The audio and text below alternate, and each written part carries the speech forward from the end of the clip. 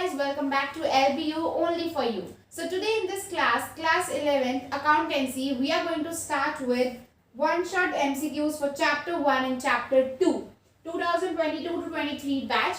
Also I want to share with you that we are going to start with the batches of mathematics class 10th, accountancy and economics class 11th. So this will be our schedule for the next batch 2023 to 24. Alright, so now let's start with this session. Alright, okay. So the first chapter is Introduction to Accounting. So here are approx 10 MCQs which we are going to solve today in this video for each chapter. Alright. Question number 1. Bookkeeping is an art, a science, both art as well as science, none of these. So bookkeeping क्या होता है बच्चा?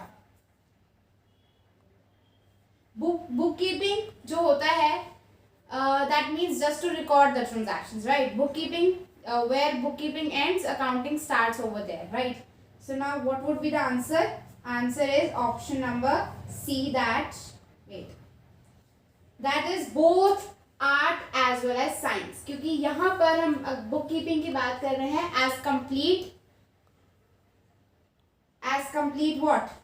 As complete schedule, you can say, like recording of transactions. But after recording of transactions, when we do summarizing, when we do classifying, summarizing and maintaining final statements, that is all being done by accounting. Accounting. Alright. Next MCQ. Okay, dash is the last step of accounting as a process of information. Oh, answer भी लिखा दिया. चलो. Okay, dash is the last step of accounting, of process of information. Recording of data? No. Recording में क्या करते हैं हम? Recording में तो हम journal बनाते हैं. Journal तो first step होता है, not the last step. ठीक है? Preparation of summaries. Summaries में हम क्या करते हैं? Trial balance बनाते हैं. तो ये भी summaries in the form of financial statements. Financial statements ठीक है, हम करते हैं आखिरी में, लेकिन उसके बाद भी हम बहुत कुछ करते हैं, तो ये भी नहीं है लास्ट. Communication, इसको छोड़ दो. एनालिसिस एंड इंटरप्रिटेशन, ये भी लास्ट स्टेप नहीं है. सबसे लास्ट स्टेप जो है वो है communication of information. Why communication of information? Because हम अपने अकाउंट, जब हमारे फाइनेंशियल स्टेटमेंट्स बन जाती है, फिर उसके बाद हम उसको इंटरप्रेट करते हैं, एनालाइज करते हैं, और फिर उस इंफॉर्मेशन को हमारे इंटरनल और एक्सटर्नल यूजर्स के साथ शेयर करते हैं, लाइक ओनर्स, मैनेजमेंट, पब्लिक, जिनसे हमने शेयर लिए होते हैं जिनसे हमने लोन लिया होता है, वगैरह वगैरह, जो भी पार्टीज इंटरेस्टेड होती है. तो आंसर हो जाएगा communication of information. So next one. Yes, the person, firm और इंस्टीट्यूशन हु डज नॉट पे द प्राइस इन कैश, जो कैश में प्राइस पे नहीं करते, in the for goods purchase और सर्विसेज रिसीव्ड इज कॉल्ड, उन्हें हम क्या कहते हैं? जो कैश में हमें बेसिकली हमसे सामान खरीद लेते हैं, बट कैश में हमें जो है उसका पे नहीं करते हैं, उन्हें हम क्या कहते हैं बच्चा? डेटर्स, क्योंकि उन्होंने हमें फ्यूचर में पैसा देना होता है. ठीक है? ऑलराइट, सो इसका आंसर भी आपके सामने है. Now let's get to the next MCQ. Okay, use of a common unit of measurement in a common format promotes what? Okay, this one is important. जब कॉमन फॉर्मेट में हमें चीजें दी होती हैं, सपोज मैं आज के ईयर का और नेक्स्ट ईयर का कॉमन यूनिट में कुछ कंपैरिजन कर रही हूँ, तो क्या होगा? उससे फर्क क्या पड़ेगा या उससे होगा क्या? कंपेरेबिलिटी. अगर कोई भी कॉमन यूनिट होगा तो उससे हम कंपेयर इजीली कर सकते हैं. फॉर एग्जांपल, कॉमन यूनिट के एग्जांपल ले लेते हैं. हमने आज के मंथ का डेटा पिछले मंथ से कंपेयर कर लिया, तो दोनों मंथ के थे, दोनों को कंपैरिजन हो गया. अगर ईयर की बात करें तो दोनों का ईयर में होना जरूरी था. अगर दोनों ईयर में होते तो हम उन्हें कंपेयर कर सकते थे. ठीक है? इस तरीके से कॉमन फॉर्मेट में कोई भी चीज होगी तो हम उसे कंपेयर कर सकते हैं. ऑलराइट, तो अब कॉमन फॉर्मेट में हमने बात की, तो कॉमन फॉर्मेट में हम कंपैरिजन इजीली कर सकते हैं, तो इसीलिए यहाँ पे आंसर हो जाएगा कंपेरेबिलिटी. आई होप आपको ये चीज क्लियर है बच्चा. ठीक है, आंसर हो गया हमारा कंपेरेबिलिटी. तो चलते हैं नेक्स्ट MCQ पे. ठीक है, आपके सामने आ गया है कैश, गुड्स और assets invested by the proprietor in the business for earning profit is called. ये तो सभी को आता होगा. जब हम अपने बिजनेस में कुछ इन्वेस्टमेंट करते हैं for the sake, like cash में कर दी, गुड्स में कर दी, किसी भी चीज में कर दी, ताकि हमारा बिजनेस जो है क्या करे? प्रॉफिट अर्न करे, तो इसमें हम क्या कैपिटल इन्वेस्टमेंट करते हैं, राइट। तो आंसर हो जाएगा कैपिटल, राइट, ठीक है।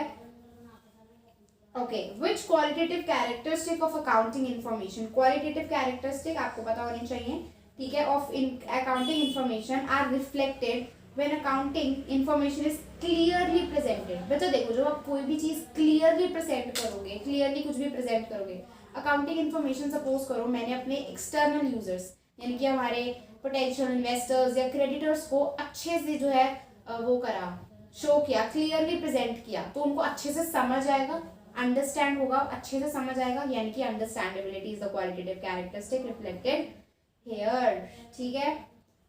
नेक्स्ट देखते हैं, फिर से आ गया, वेट, या question number 7, the process of recording, classifying and summarizing all the business transactions in order to know the financial result is called। जब हम कोई भी चीज बेसिकली कोई भी बिजनेस ट्रांजैक्शन को रिकॉर्ड करते हैं, अच्छा एक चीज समझाती हूँ, वेट, सबसे पहले जो होता है वो होता है रिकॉर्डिंग। रिकॉर्डिंग में हम क्या करते हैं स्टूडेंट्स, जर्नल बनाते हैं, ठीक है, जर्नल। फिर उसके बाद हम करते हैं क्लासीफाई, क्लासीफाई में हम क्या करते हैं, लेजर बनाते हैं, ठीक है, और फिर हम समराइज करते हैं, समराइज में हम अपना ट्रायल बैलेंस बनाते हैं, ठीक है, स्पेलिंग और राइटिंग में मत जाइएगा, ट्रायल बैलेंस बनाते हैं। फिर उसके बाद लास्ट में हम फाइनेंशियल स्टेटमेंट्स बनाते हैं, trading, P&L and balance sheet. फिर उसके बाद हम इंटरप्रेट करते हैं अपने अकाउंट्स को, और लास्ट में हम उसे कम्युनिकेट करते हैं, किसको, अपने यूजर्स को, ठीक है। तो ये सारी चीजें कौन करता है बच्चा, यहाँ पे क्वेश्चन यही पूछ रहा है कि ये सारी चीजें recording, classifying, summarising, financial result कौन बताता है, अकाउंटिंग बताती है, ठीक है। The right answer would be B option, accounting. Alright, coming to the next question, which of the following is not a business transaction. अब यहाँ पर एक चीज बोली गई है नॉट, तो आपको याद रखनी है not, clear, not a business transaction. Bought furniture for 10,000 for business, भाई ये तो बिजनेस ट्रांजैक्शन है।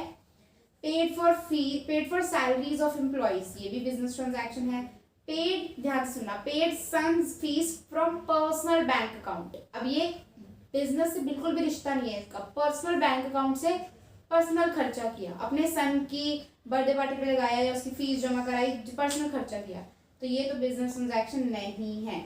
Next, paid sons fees from business, business के पैसे से आपने सन की फीस पे की, तो वो बिजनेस ट्रांजैक्शन है, आपका बिजनेस का कैश कम हो गया इसकी वजह से, तो यानी कि बिजनेस ट्रांजैक्शन जो नहीं है वो है ऑप्शन नंबर सी, क्योंकि इसमें ना बिजनेस का पैसा लगा ना बिजनेस का ये खर्चा था, ठीक है, clear. Next question, question number 9, yes, the art of recording all the business transaction in a systematic manner. In a systematic manner में जब हम अपने रिकॉर्ड करते हैं ट्रांजैक्शंस को इन अ सेट ऑफ बुक, उसे क्या कहते हैं। मैंने आपको स्टार्टिंग में भी बताया था कि बुक कीपिंग जहाँ पे एंड होती है वहां से अकाउंटिंग स्टार्ट होती है, ठीक है, accounting starts where bookkeeping ends. इसका क्या मतलब है, बुक कीपिंग क्या करती है, सिर्फ ट्रांजैक्शन को रिकॉर्ड करती है, और यहाँ पे भी यही पूछा है आर्ट ऑफ रिकॉर्डिंग, तो यहाँ पे आंसर हो जाएगा आपका bookkeeping. Okay, coming to the next question. All right students, coming to the next question,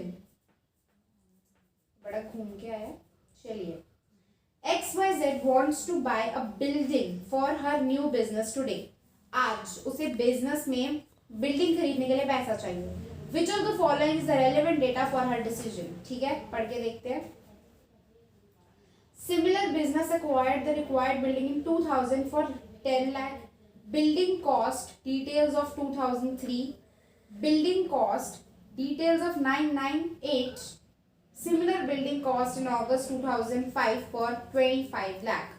वो आज खरीदना चाहती है, ठीक है, आज, टुडे, प्रेजेंट, तो उसके डिसीजन के लिए कौन सा रेलेवेंट जो है होना चाहिए, रेलेवेंट कौन सा होना चाहिए बच्चा, रेलेवेंट कौन सा होना चाहिए।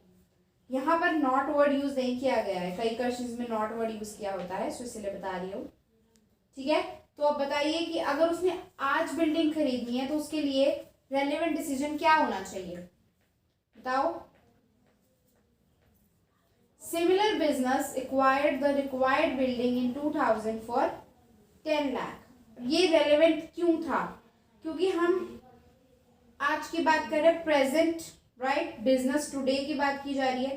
तो उसने बिल्डिंग खरीदनी है, buy a building and for a new business today. Which of the following is the relevant data for a decision. उसके डिसीजन के लिए रेलेवेंट डेटा कौन सा होगा?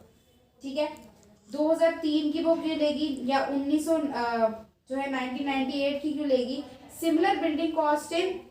अब वहां पे सिमिलर बिल्डिंग क्या मतलब है यहाँ पे, कि सेम बिल्डिंग अगर उसको मिल रही हो 2000 में, 2000 सेंचुरी की बात की जा रही है यहाँ पे, 10 लाख की, या फिर सिमिलर बिल्डिंग यही सेम बिल्डिंग उसे 2005 में 25 लाख की मिल रही हो, तो भाई सबसे सस्ती कहाँ पे है? 10 लाख की. और ऊपर से देखो सेम बिल्डिंग हमें 2000 में. और राइट, ये चीज आपको क्लियर हो गई कि similar business required building in 2000 for rupees 10 lakh is the right answer. Coming to the next question. Next chapter आ गया बच्चा, आप थ्योरी बेस ऑफ अकाउंटिंग, इसको स्टार्ट करते हैं. तो first question, okay, the primary qualities that make accounting information useful for decision making are. Decision make करने के लिए, ठीक है, प्राइमरी क्वालिटीज एक बिजनेस में कौन सी होनी चाहिए? Okay, relevance and freedom from bias, reliability and comparability and consistency, none of these. So अब खुद सोचिए आपको क्या करना है. क्वालिटीज करनी है, primary qualities for accounting information useful for decision making. Decision आप किससे मेक कर सकते हो? जब आपका डेटा बिल्कुल क्लियर हो, रिलायबल हो, और जब आप कंपैरिजन कर पाओ और कंपैरिजन करके अपना कुछ कंक्लूजन निकाल पाओ, तभी आप डिसीजंस ले सकते हो. Clear? So reliability and comparability would be the right answer here. Next question, the amount drawn by a businessman for his personal use is drawing, as you all know. Third question, during a lifetime of an entity, एक business की lifetime में accounting produces financial statements in according with which basic accounting concept. किस accounting concept से हम life time के लिए business का जो है फाइनेंशियल स्टेटमेंट्स बनाते हैं? ये आपने पढ़ा होगा स्टूडेंट्स. अकाउंटिंग पीरियड जो कॉन्सेप्ट होता है उसमें हम देखते हैं 12 मंथ्स में हमने उसे कन्वर्ट कर रखा होता है कि एक लाइफ टाइम में, हम लाइफ टाइम वर्ड यूज हो गया, life time of an entity में हम कैसे उसको कौन से अकाउंटिंग कॉन्सेप्ट से बनाते हैं. पूरे लाइफ टाइम में हम फाइनेंशियल स्टेटमेंट्स हर एक दिन का ऐसे नहीं कर सकते ना कि एंड ऑफ द बिजनेस, जब बिजनेस खत्म करना होगा हमें तब बनाएंगे फाइनेंशियल स्टेटमेंट्स. नहीं, हमें आंसर कैसे मिलेगा? तो हम फाइनेंशियल स्टेटमेंट्स को किस तरीके से बनाएंगे? यस, 12 मंथ्स के गैप में. तो एक फाइनेंशियल ईयर भी है, आप सभी को पता होगा, from 1 April to 31 March. Alright, coming to the fourth question. In India, the Accounting Standard Board was set up in the year 1977. जो अकाउंटिंग स्टैंडर्ड बोर्ड है वो इंडिया में सेटअप कब हुआ था बच्चा? 1977. Okay. A concept that a business enterprise will not sold or liquidated in near future. ये नहीं हमें कि बिजनेस अभी थोड़े दिनों में बंद कर देंगे, नहीं. हमें मान के चलना होता है, किस कॉन्सेप्ट के जरिए हमें ये मान के चलना होता है कि हमारा बिजनेस जो है वो लाइफ टाइम के लिए है. Yes, going concern concept. Okay, question number 6, meaning of credibility of going concern is. Credibility of going concern क्या होता है? Closing of business, opening of business, continuing of business, या नॉन ऑफ दिस. आपको पता है कि क्रेडिबिलिटी ऑफ गोइंग कंसर्न क्या है? कि बिजनेस हमारा कंटिन्यू चलता रहे. सो continuing of business would be the right answer here. Alright, when information about two different enterprises, question number 7, has been presented in a similar manner, the information exhibits the characteristics of comparability. Answer आना था यहाँ पे, तो यहाँ पे answer नहीं है, so none of the above आ जाएगा. क्योंकि अब देखो सिमिलर मैनर मतलब कुछ कॉमन फॉर्मेट हो जाए, जैसे हमने पिछला एमसीक्यू किया था पिछले चैप्टर में, ये कॉमन फॉर्मेट हो जाए, तो यहाँ पे कंपेरेबिलिटी आना चाहिए था, I guess. presented in a similar manner, right? The information exhibits the characteristic of comparability कर देना. वैसे तो अभी यहाँ पे ऑप्शन में है नहीं, तो आप none of these करोगे, ठीक है. चलो next question. The basic accounting postulates are denoted by, जो बेसिक अकाउंटिंग पोस्टुलेट्स हो जाए कि आपको ये चीज फॉलो करनी है अपने बिजनेस के दौरान, उन्हें हम कहते हैं अकाउंटिंग कॉन्सेप्ट्स। क्लियर? ऑलराइट, ये चीज तो आप सभी को पता ही थी। ठीक है, next question number 9। Okay, generally the duration of an accounting period is of, एक अकाउंटिंग पीरियड की मैंने आपको अभी बताया था, it's from 12 months from 1 April till 31 मार्च। तो यहाँ पे आंसर आ जाएगा 12 मंथ्स। ठीक है, the sum of liabilities and capital is, accounting equation बच्चा, asset is equal to liabilities plus capital. तो यहाँ पे आंसर आ जाएगा एसेट। ठीक है, ये सब आपको पता था। So time for a break, यानी कि हो गया है session over. Thanks for watching and I hope आपको सेशन पसंद आया होगा। सो please subscribe to our channel and promote our channel for the best. We will be definitely providing you the quality education for free of cost on our channel. Thank you.